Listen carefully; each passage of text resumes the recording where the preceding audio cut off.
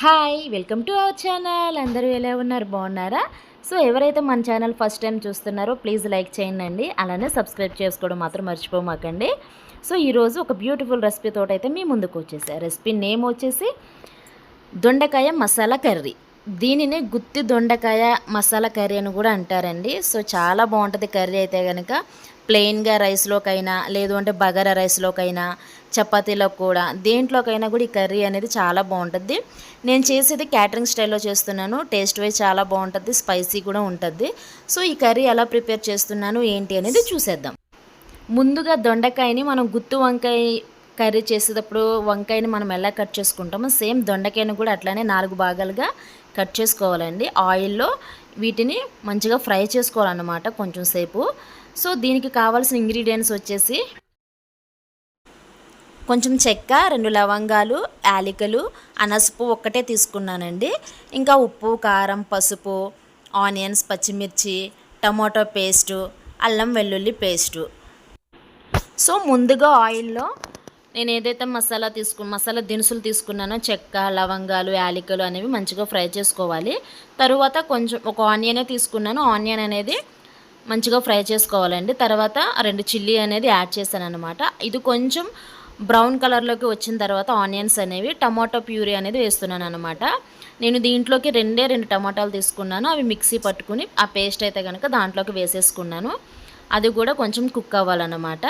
So అది cook అయిన తర్వాత నేను పల్లీలు అనేవి కొంచెం లైట్గా ఫ్రై చేసుకున్నాను. ఫ్రై చేసుకుని పొడి కొట్టుకున్నానండి. ఆ పొడి అనేది యాడ్ చేస్తున్నాను, పల్లీ పొడి అనేది యాడ్ చేస్తున్నాను అన్నమాట.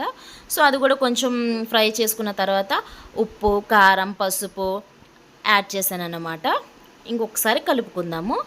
సో కలుపుకున్న తర్వాత మనకి కొంచెం ఆయిల్ తక్కువ అనిపిస్తే కొంచెం యాడ్ చేసుకోండి. లేదు ఆయిల్ మేము తక్కువే తింటాం అనుకున్న వాళ్ళు ఓకే ఫైన్. సో ఇప్పుడు ఈ మొత్తం గ్రేవీలోకి నేను దొండకాయలు ఫ్రై చేసుకుని పక్కన పెట్టుకున్నాను కదా అండి. సో అవి అయితే యాడ్ చేసేసాను అనమాట. దీంట్లోకి కొంచెం వాటర్ అనేది యాడ్ చేస్తున్నాను. నాకు గ్రేవీ కావాలి కదా, సో గ్రేవీ కోసం కొంచెం వాటర్ అయితే కనుక యాడ్ చేస్తున్నాను అనమాట. యాడ్ చేసేసాను ఆల్రెడీ వాటర్ అనేది. ఇంకొకసారి మొత్తం అంతా కలిసేటట్టు దొండకాయలకి లోపలికి కూడా వెళ్ళాలి కదా గ్రేవీ అనేది. సో ఒకసారి మంచిగా కలుపుకోవాలి.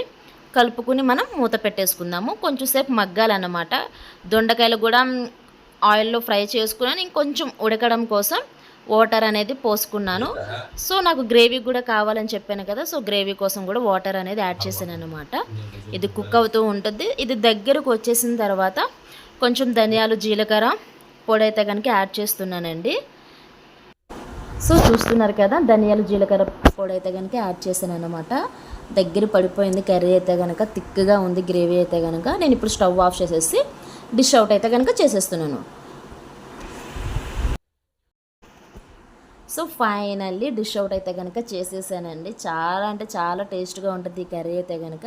ఒకసారి మీరు కూడా ట్రై చేసి చూడండి. ఎలా వచ్చింది ఏంటి అనేది మాత్రం కామెంట్ చేయడం మాత్రం మర్చిపోమాకండి. దేనిలోకైనా బాగుంటుందని చెప్పాను కదా, చపాతీలో కూడా చాలా టేస్ట్గా ఉంటుంది ఈ కర్రీ అనేది. మనం ఆ దొండకాయని ఫ్రై చేసి ఇంకా కుక్ చేసాం కదా, సో నోటిలో పెట్టుకోగానే మంచిగా చాలా స్మూత్గా ఉంటుంది అన్నమాట దొండకాయ అయితే కనుక. చాలా టేస్ట్ వైజ్ నేను చెప్పడం కాదు, మీరు కూడా సేమ్ ఇదే ప్రాసెస్లో చేసి చూడండి, మీకే తెలుస్తుంది ఆటోమేటిక్గా ఈ కర్రీ అనేది ఎంత టేస్ట్గా ఉంటుంది అనేది. సో ఇదే అండి ఈరోజు వీడియో అయితే కనుక. మీకు వీడియో నచ్చిందని నేను అనుకుంటున్నాను. సో మీకు వీడియో నచ్చినట్లయితే కనుక ప్లీజ్ ఒక లైక్ అయితే ఇచ్చుకోండి, అలానే సబ్స్క్రైబ్ చేయడం మాత్రం మర్చిపోమాకండి. Bye bye friends.